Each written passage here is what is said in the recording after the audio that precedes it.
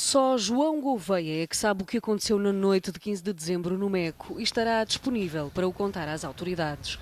De acordo com os jornais de hoje, o único sobrevivente falará com o procurador de Almada, que decidiu também que o processo ficaria sob segredo de justiça.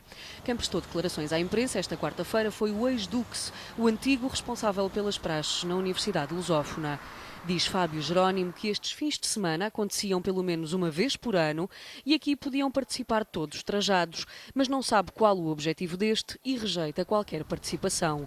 Diz também que outras 3 pessoas não puderam participar neste encontro.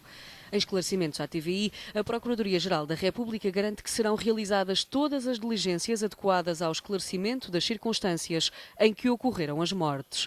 A imprensa de hoje adianta ainda alguns pormenores do que aconteceu naquele fim de semana de dezembro.